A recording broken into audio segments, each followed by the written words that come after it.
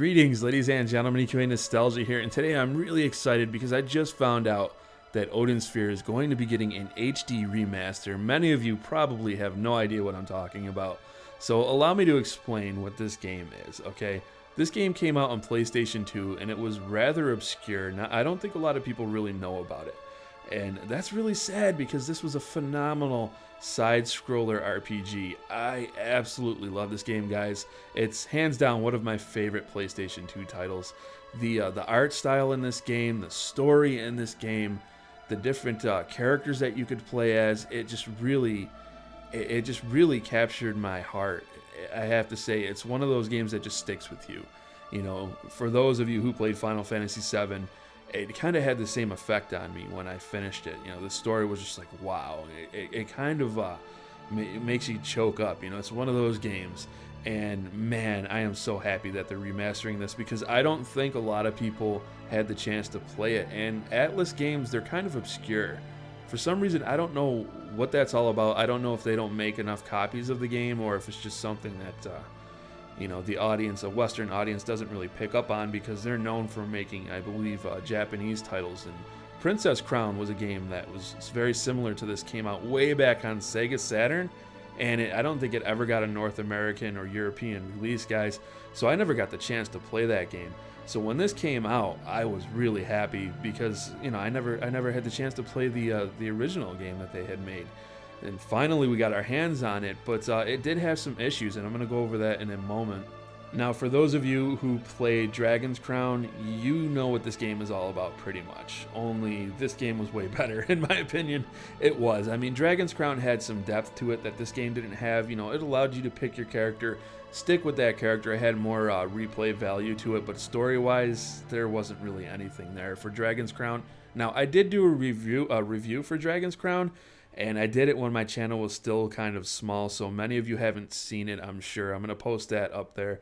I spent hours on that video, guys. I was really passionate about the game when it first came out, and there was a controversy around it because the female characters, you know, they were portrayed as sexist because, you know, their breasts were hanging out and they were over-sexualized. Whatever. Who gives a shit? You know, let's be honest. A lot of these games, they're aiming for that male demographic gamer. That bothers some people, I guess, but whatever. There was a controversy about that, but yeah, make sure you guys check that video out as well. But man, I am so hyped for this. I can't wait to get my hands on it. Now, it is going to be coming out for PlayStation 4 and PlayStation 3, also for the Vita, if anybody actually has one of those. You know, I've been meaning to pick one up, to be honest, but yeah, kind of an obscure handheld, the Vita, right? Most people went with the 3DS, but it is coming out for those devices, which is cool. It's giving people who don't have a PS4 a chance to check it out if you just got the PS3.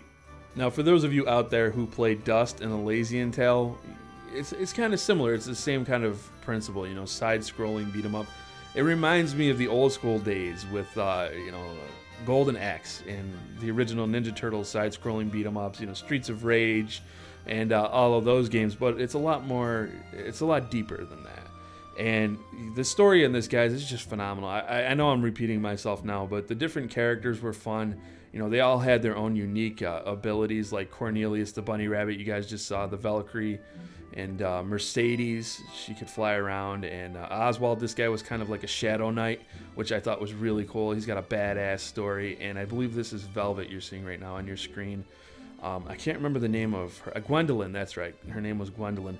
And they all have their own stories. And you don't just pick a character to play as, guys. You have to play as each one of these characters. And it ties the story in together really nice and neat. And the story here is just, it's gripping. You know, I gotta be honest. It choked me up at the end. So if you like a good story, highly recommend picking this one up.